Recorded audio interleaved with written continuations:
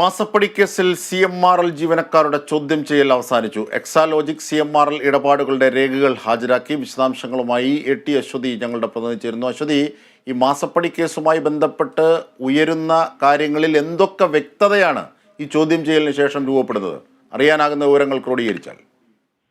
ജിംഷാദ്, ഇതുമായി ബന്ധപ്പെട്ട കൂടുതൽ, അതായത് ചോദ്യം ചെയ്യലിന്റെ വിശദാംശങ്ങൾ കൂടുതൽ പുറത്തേക്ക് വരുന്നതേ ഉള്ളൂ. നിലവിൽ ഈ ചോദ്യം ചെയ്യലുമായി ബന്ധപ്പെട്ട CFO സുരേഷ് കുമാർ, സുരേഷ് കുമാർ ആണ് ഇപ്പോൾ ഇവിടെ ചോദ്യം ചെയ്യൽ അവസാനിച്ച് മടങ്ങിയിരിക്കുന്നത്. മറ്റ് 2 പേർ കൂടിയുണ്ട്. അവരുടെ ചോദ്യം ചെയ്യൽ പൂർത്തിയായി എന്നാണ് നമുക്ക് മനസ്സിലാക്കാനായിട്ട് സാധിക്കുന്നത്.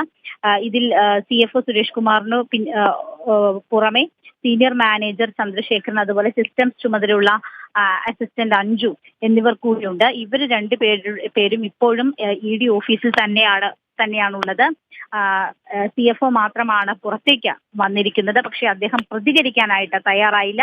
അദ്ദേഹം ഇറങ്ങിയ മാധ്യമങ്ങളുടെ ചോദ്യത്തിനോട് ഒന്നും തന്നെ സഹകരിച്ചില്ല. അദ്ദേഹം ഇവിടെ നിന്നും മടങ്ങിയിരിക്കുകയാണ്. ചോദ്യം ചെയ്യലിൽ പ്രധാനമായുമുള്ളത് ഈ CMRL-ഉം അതുപോലെ തന്നെ വീണ വിജയന്റെ എക്സാലോജി കമ്പനിയുമായി നടത്തിയിട്ടുള്ള ഇടപാടുകൾ, അതുപോലെ തന്നെ എഗ്രിമെന്റ്, ഇത് സംബന്ധിച്ച വിശദാംശങ്ങളാണ് ചോദ്യം ചെയ്യലിലുള്ളത്. ഈ എഗ്രിമെന്റ് അടക്കം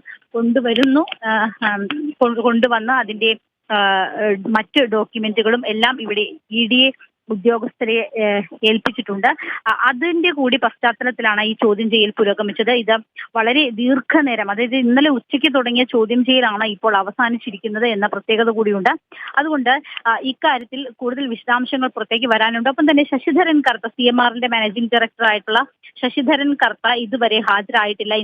ഇന്നലെയായിരുന്നു കർത്ത ഹാജരാകേണ്ടിയിരുന്നത്. പക്ഷേ ആരോഗ്യ കാരണങ്ങൾ ചൂണ്ടിക്കാട്ടിയാണ് ഹാജരാകാതിരുന്നത്. ഒരുപക്ഷെ ഇനി ശശിധരൻ കർത്തയ്ക്ക് ഇത് സംബന്ധിച്ച് ഇന്ന് ഇത്രയും നേരം നടന്ന ചോദ്യം ചെയ്യലുകളുടെ അടിസ്ഥാനത്തിൽ വീണ്ടും ഒരു നോട്ടീസ് നൽകാനുള്ള സാധ്യതയുണ്ട്. ഒപ്പം തന്നെ ഇപ്പോൾ ചോദ്യം ചെയ്തിട്ടുള്ള ആളുകളെ ഒന്നുകൂടി ചോദ്യം ചെയ്യാനുള്ള സാധ്യത കൂടി ഉണ്ട് എന്നാണ് നമുക്ക് ഈ ഘട്ടത്തിൽ മനസ്സിലാക്കാൻ സാധിക്കുന്നത്. എന്തായാലും ശശിധരൻ കർത്തയിലേക്ക് ഈ ചോദ്യം ചെയ്യൽ നീളും എന്നതാണ് ഇതിൽ ഏറ്റവും പ്രധാനപ്പെട്ട കാര്യം. അതിനുശേഷമായിരിക്കും മറ്റാളുകളിലേക്ക് ഇതിന്റെ അന്വേഷണം കൂടുതൽ ഊർജിതമായി നീങ്ങുക. അജംഷാദ്.